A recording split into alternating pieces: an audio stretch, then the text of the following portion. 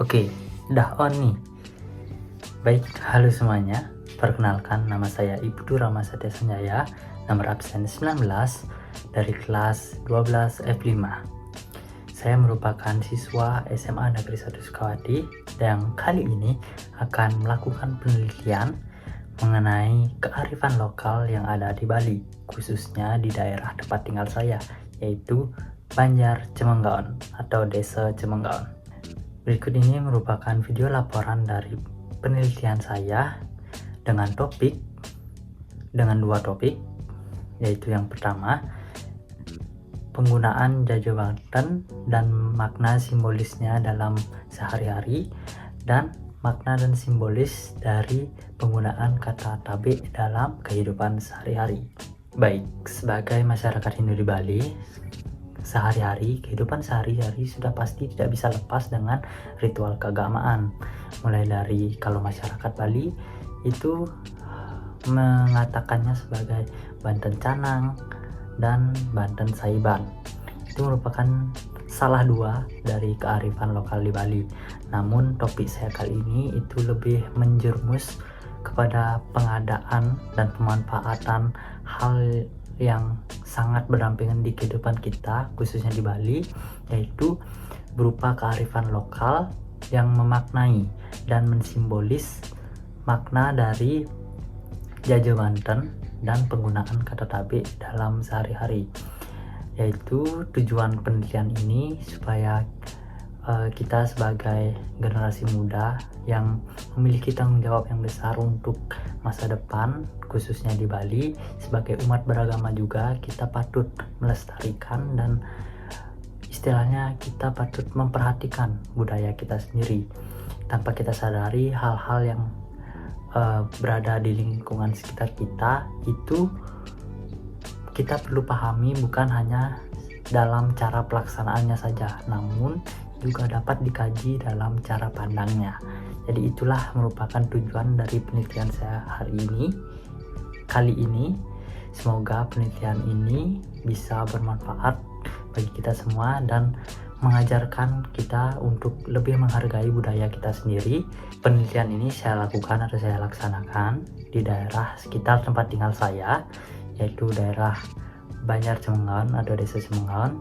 Di sini juga sangat banyak sekali kearifan lokal yang bisa dikaji, namun saya mengangkat dua topik ini saja. Untuk pembahasan lebih lengkapnya, kalian bisa nonton video ini sampai habis. Let's go! Baik, halo semuanya.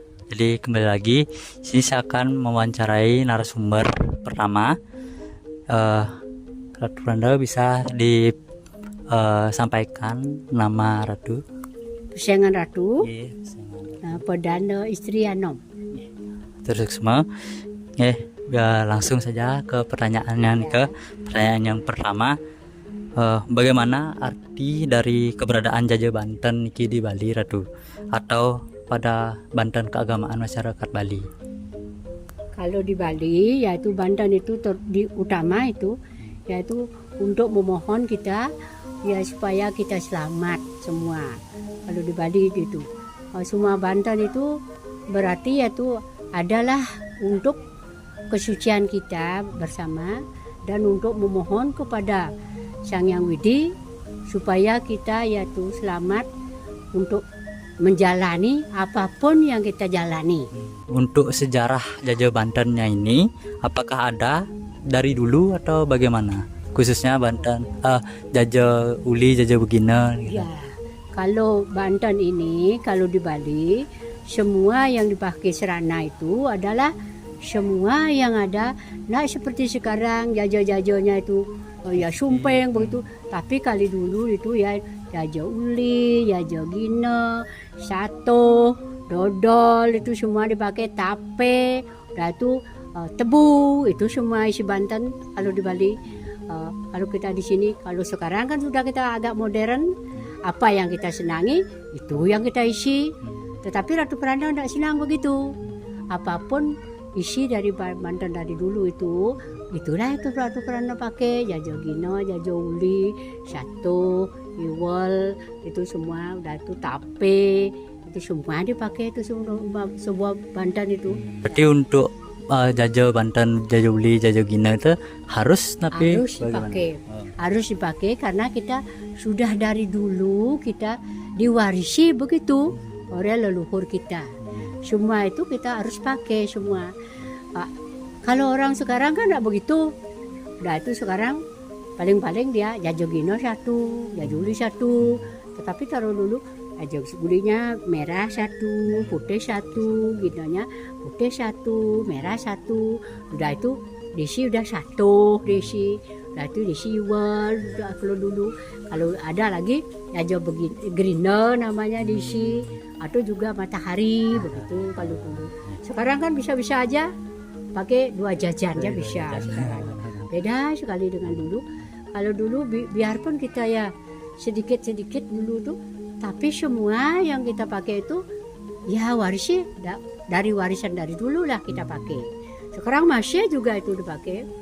Tetapi tambahnya sekarang ya orang senang-senang udah diisi juga sekarang dia beli apa tuh namanya yang ciki-ciki itulah diisi lah. Itu katanya kesenangan daripada cucu-cucunya, anak-anaknya, apa yang disenangi itu yang dibeli. Dari kebiasaan atau keharusan seperti itu, tapi sebenarnya makna atau simbol yang dicoba disampaikan melalui jajo Gina dan jajo Uli nih kira tuh dalam sesajen atau dalam Banten. Ada kalau simbolnya itu adalah ya kalau putih ya yang ada di timur, kalau yang kuning ada di barat, kalau yang merah ya di selatan, Brahma kan, lalu itu yang hitam kan, yang di utara, itulah simbolnya itu semua ya, Brahma, Wisnu, Eswara, itu semuanya itulah simbolnya semua. Kita harus ya apa namanya hormat pada dia tuh. Ya kita apapun yang dikasih olehnya kita harus ya tuh harus jalani dan harus kita ya tekuni lah yang begitu supaya kita tidak lupa dengan apa-apa yang diwarisi oleh ya leluhur kita yang dulu gitu ya, leluhur kita yang dulu. Maknanya itu udah untuk menghormati yaitu Brahma, Wisnu, Iswara, yaitu Sang Yang Widi, manifestasi daripada Sang Yang Widi. Yang lanjut ke topik yang kedua, terkait penggunaan istilah kata tabe atau kata sugra nih ke. Nah, apakah ada sejarah dari kata tabe tapi sugra niki? Kalau Ratu Pranda, nak tahu sejarah itu, tetapi sugra, udah itu apa, Nuna sugra, tabe kan gitu. Ini kan kita dulu kan mewarisi dari zaman kerajaan. Raja itu kan dia itu apa dah? Penguasa dulu. Oh ya penguasa dulu. Kalau kita apa namanya matur, seperti bahasa Indonesia ya minta apa mohon gitu. Kalau orang ya dulu kan kita ada kasta, Brahmana, Ksatria, Waisya, Sudra, kan gitu kan ada dulu. Nah itu sekarang kita, kalau kita ya ngomongnya juga kita berbeda-beda. Dulu kalau kita kepada Sang Brahmana, kalau yang ulaka itu udah bagus begitu.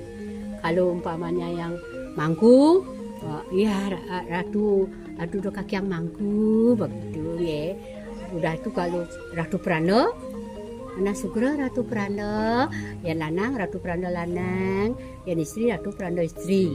Itu dulu pada waktu kita kerajaan waktu raja itu kita kan masih apa zamannya Belanda itu dulu kan masih begitu.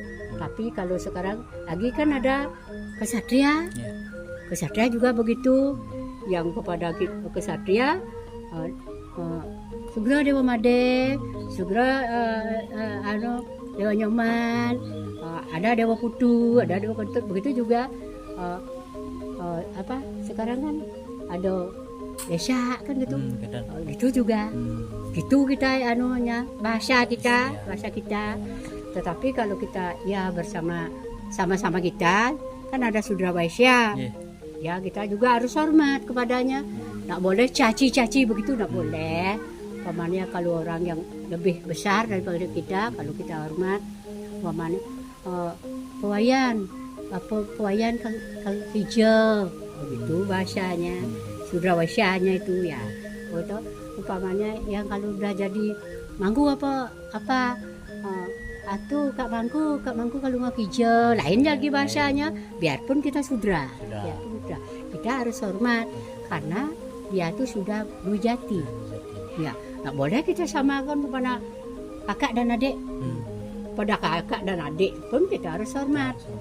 Ke hijau deh. Saya belum mau hijau, kena sudah itu. Ya, Ke hijau deh, ke hijau man. Begitu. selain untuk perbedaan antara kastanya Nike, Ya. bagaimana penggunaan kata ini dalam sehari-hari? Kalau penggunaan dalam sehari-hari kita harus pakai itu semua. Biarpun siapapun itu datang, kalau orang ya lebih tua, kalau orang yang sudah berjati, itu harus kita pakai tata cara itu semua, karena semua itu adalah warisan daripada itu kita dulu.